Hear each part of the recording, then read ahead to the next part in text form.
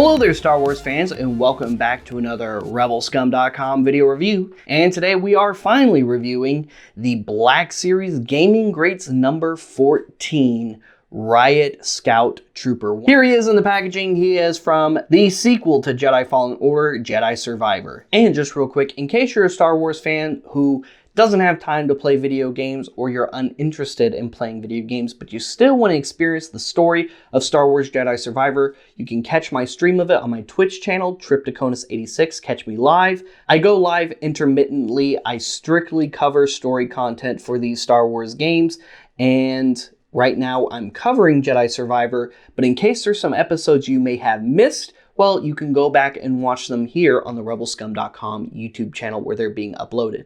And in case you've missed Jedi Fallen Order, if they're not already uploaded, they soon will be. So there you go.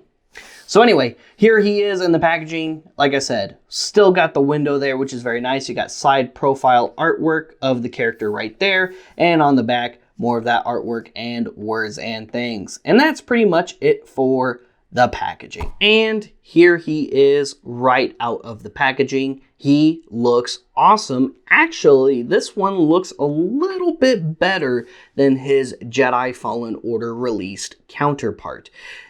Now, mold-wise, the figure really isn't different at all. Really, the only difference here is instead of getting the blaster pistol, because he does not come with the blaster pistol for his ankle holster, which is a little odd that they still kept the ankle holster, but no pistol.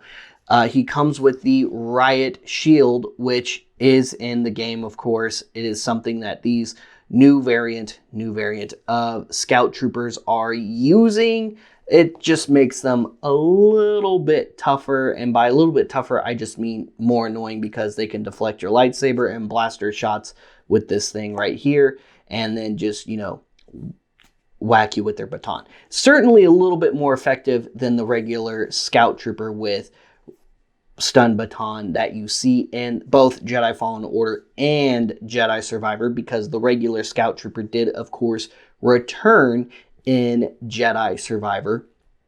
But this new variant of Riot Trooper is just a little bit tougher to deal with in-game than its Jedi Fallen Order predecessor.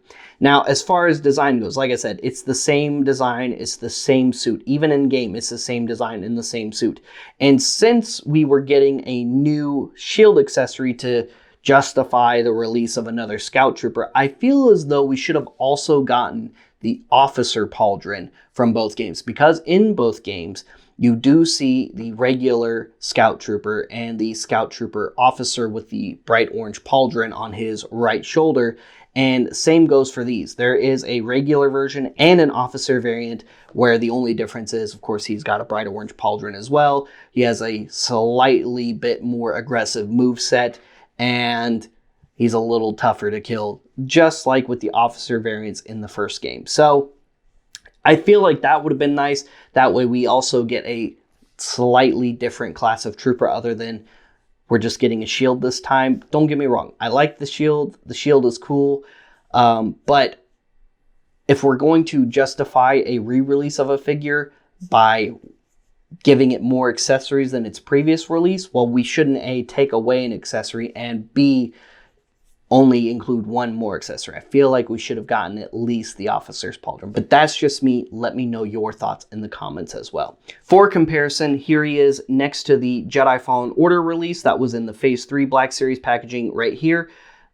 Again, the molds are exactly the same. They are a little different paint-wise, though. The paint job is definitely better on the new one than it was on its predecessor. You'll notice if I get real in close, the cabling on the new one, the paintwork is much better. The cabling is actually red rather than, you know, they kind of tried to paint it red after, but they missed in some spots. So some of the cabling actually got painted and some of it didn't quite get painted right. Same with on the back. And I like how they went with a much brighter red. Some of the finer details look a little bit better too, like the nose section on the new Biker Scout just looks a little bit better. The buckles are painted a little bit different. These pouches are painted a little bit different. I like the brighter white color on this one more than the more pale white on this one. And other than that, like I said, they're the same figure. So if you're just trying to get a Scout Trooper and you want a little bit more bang for your buck, I would say go with the Jedi Fallen Order Phase 4 release. It's easier to find. You can still find them in GameStops pretty frequently, at least where I'm at. And the paint job is better, and you get the shield accessory too, which is a cool accessory. To put his shield on, all you got to do is put his hand through the strap right here. Now, it is split in the middle. It's not one solid piece, so it is easy to just kind of maneuver on. Put the handle in his hand right there. And there you go. You've got your Riot shield. Now you've got your Riot shield and you've got your stun baton, and you're ready to crack down on rebels, Jedi, and other dissidents who would stand up against the Empire. Again, not a bad release, not a super special release either. Really, all we got new was the shield, and I do think it's worth it for the better shield and the better paint apps if you don't already have the other Scout Trooper release. Now, unless you're just like me and you have to have every different Trooper release, well, then there you go. Knock yourself out like I did. But as far as what you're getting different this time, really, it's just the shield and better paint. That's it. Only thing you're getting different from this release. Has the same articulation. Head is on a ball joint. Fully articulated shoulders. Double jointed elbow joints. This is the same mold of Scout Trooper aside from the electric harness that we've had since Phase 2 of Black Series. That came with the speeder bike.